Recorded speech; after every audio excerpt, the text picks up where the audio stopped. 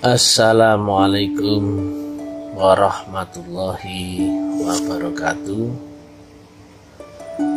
Kita panjatkan puji syukur yang setinggi-tingginya kehadirat Allah Subhanahu wa Ta'ala.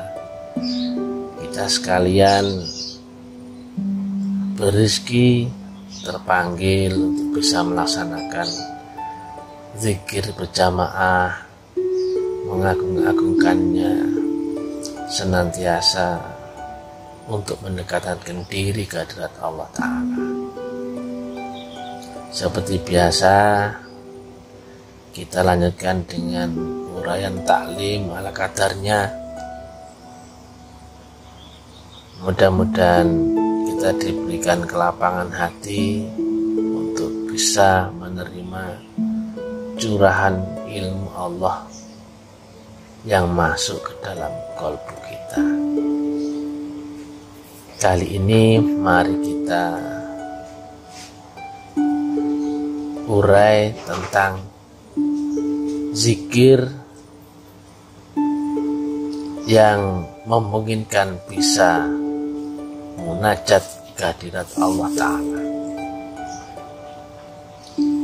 Karena nyatanya sekarang ini banyak zikir ini, zikir itu, bisa ini, bisa itu, dapat ini, dapat itu.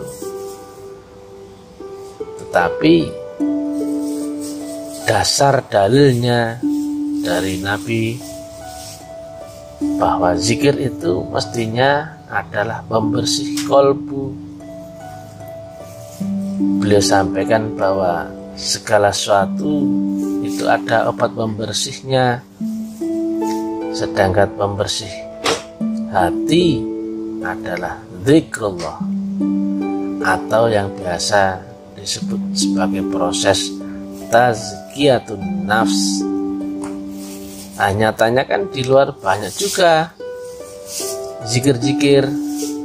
Ada zikir asmaul husna, ada zikir kalimat thayyibah, ada zikir istighosah, ada zikir hisib, ada zikir macam-macam.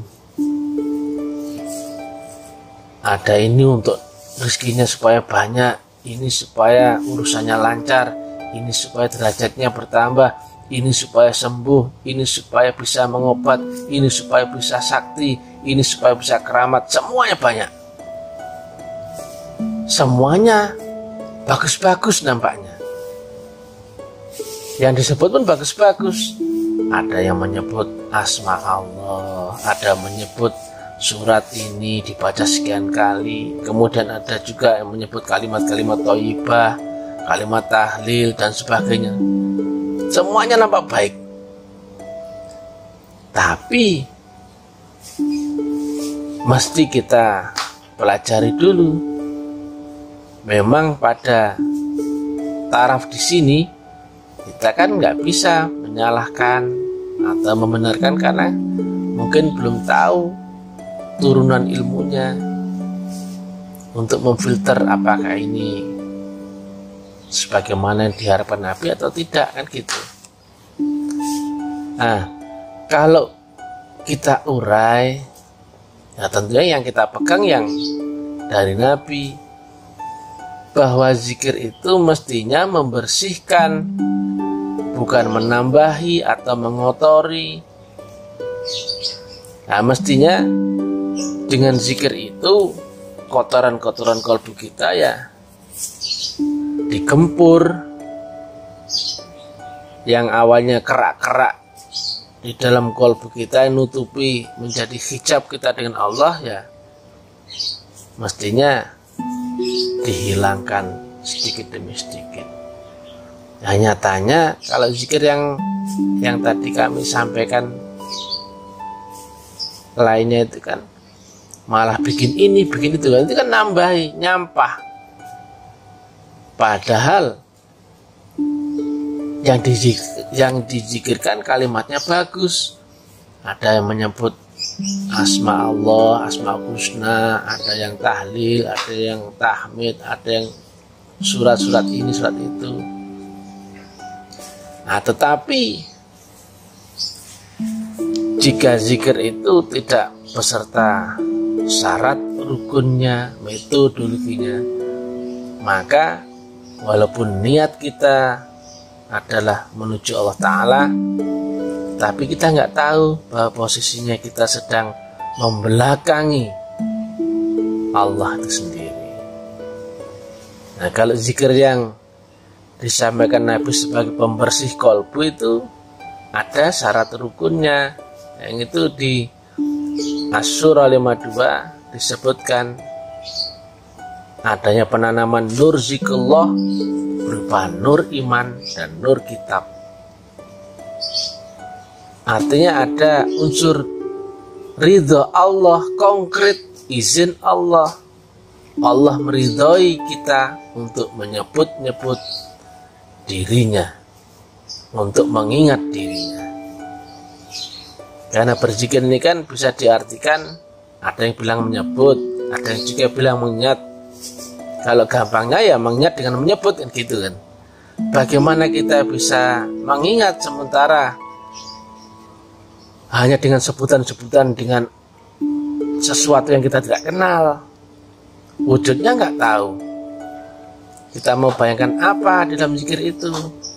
Aku Allah tidak serupa apapun, siapapun, dan juga tidak pernah terlintas dalam bayangan makhluk Allah itu seperti apa. Itu yang kita ingat. Kan nggak bisa. Berarti manusia relatif gak akan pernah bisa menjangkau zat Allah yang mutlak. Pasti harus memakai metodologi. Karena Nabi pun begitu. Jika rumus ilmiahnya begitu, Nabi pun mencontohkannya begitu, ya kita pun mesti begitu. Gak bisa kita cari-cari cara yang lain, pasti akan ketemu ujung yang lain. Walaupun yang kita zikirkan itu apa-apa yang menurut kita baik, ada surat Quran, ada Asmaul Husna, ada banyak hal lah yang kita takar itu bagus.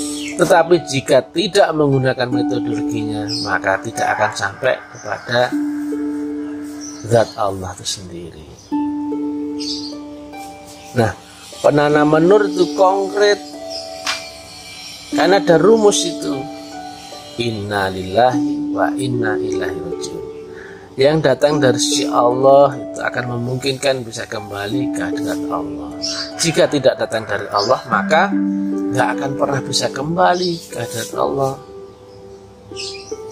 Maka zikir itu pun berarti nggak sembarangan zikir. Apapun zikirnya, kalau tidak beserta dengan metodologinya, rukun syaratnya, maka logika saja nggak akan sampai. Mana bisa relatif menjangkau yang mutlak? Mana bisa kita ketemu makom kondisi zikir sama seperti yang disampaikan oleh baginda Nabi Muhammad SAW. Padahal dengan membersihkan kolbu, hijab kita itu akan diangkat. Awalnya kerak-kerak di dalam kolbu itu kotorannya luar biasa, maka membersih dia sedikit demi sedikit dengan zikir telah dibombardir dia, digempur dia, maka lama-lama hijab kita diangkat dan bisa mengenal Allah di dalam diri kita. Nah, Allah kan ada di dalam diri. Nah, sementara kebanyakan zikir kan ada tujuannya, untuk ini, untuk itu, untuk itu. Nah, nyatanya buah zikir yang diamalkan orang kadangnya, ini amalkan supaya bisa sakti. Nah, saktinya bikin sombong, malah hijab. Amalkan ini supaya pangkatmu naik, nyatanya pangkatmu juga bikin sombong.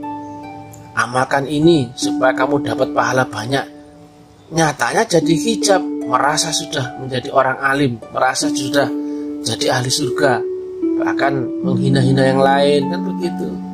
Hatinya gak tambah lembut, gak tambah lunak, tapi makin keras, makin terhijab akan Allah Ta'ala sendiri.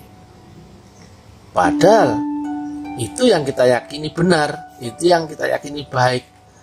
Tapi lagi-lagi jika tidak turun dari ridhonya, tidak beserta izinnya, tidak menyertakan rukun syaratnya, tidak menggunakan metodologinya, maka tidak akan pernah ketemu dengan zikir yang disampaikan oleh Nabi.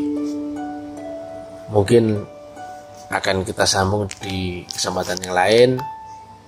Saat ini cukup dulu. Assalamualaikum warahmatullahi wabarakatuh.